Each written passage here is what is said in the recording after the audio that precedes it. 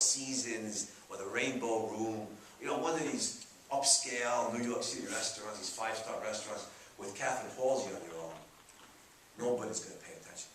But Keating walks into one of these five-star restaurants in New York City, you know, with Dominique Franken on his arm. It's like walking in with J-Lo, you know? And it's like every head in the place is guaranteed to turn and go, ooh. And we have to understand it's for those few seconds of ooh from others that Peter Keating sells his soul. He gives up the woman he loves for a woman he doesn't even like, a woman who terrifies him, because it impresses the yokels. And the whole point of Keating's story in The Fountainhead is this is a cautionary tale. This could be any one of us if we surrender our values to meet the expectations of others. And Keating obviously ends up miserable. How can he be anything but miserable? You know, he's got a career, he's made a lot of money, but his career is just drudgery with him. It's not a career, it's a job. He's got a job which is just drudgery. There's no love for it. Not even the remotest approximation of what Rourke, you know, experiences for architecture. And he's caught in a loveless marriage. Yeah, he gets the ooh for a few seconds when he walks into Lutece with Dominique Franken. Then he gets to go home with her. You know? To an utterly loveless relationship. So his life is empty. And he's a wreck before he's 40. As he'd have to be, having surrendered his values.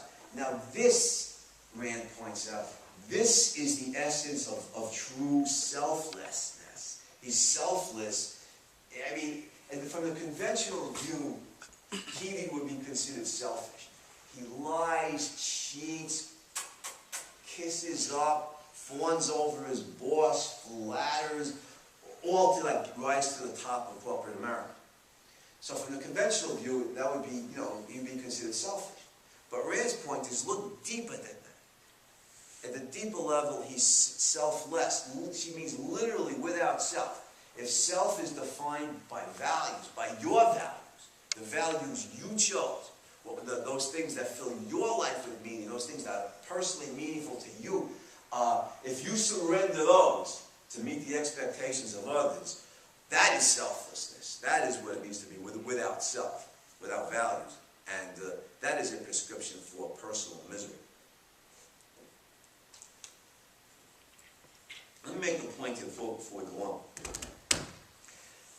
The true distinction in morality is not, and the conventional view on this has been wrong for at least 2,000 years, maybe longer. The conventional view is, you know, you do for self or you do for others. Right? Doing for self is considered to be selfish, doing for and wrong. Doing for others is selfless and right. Rand's point is that is not only superficial, it's false. The distinction here is not between doing for self and doing for others. The distinction is fulfilling your values or surrendering your values. It's very easy to do for both self and others.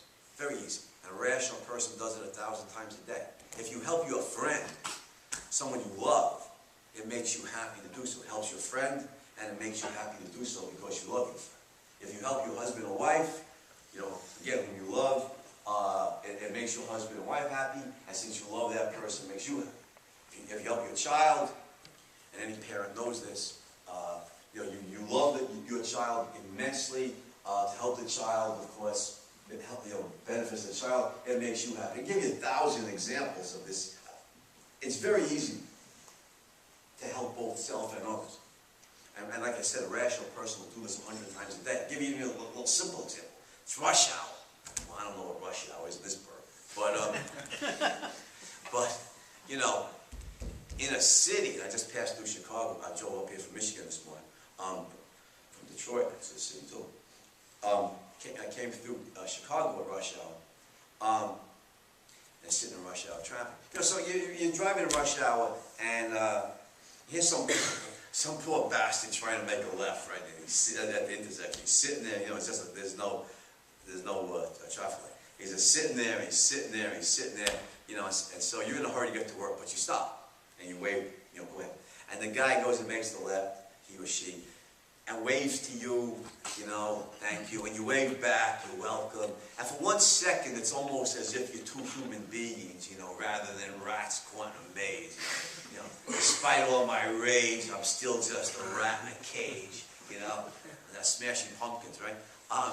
You know, so for that 1 second, it's like you're two human beings, and you have this little jolt of happiness because you made this momentary connection with a total stranger who you'll never see again. But you know, it's a moment, it's a moment, a human moment of personal fulfillment for at least a second. Even a simple little thing like that. You know, you help this poor bastard, you know, get to work, and you know, it gave you a moment's jolt of happiness.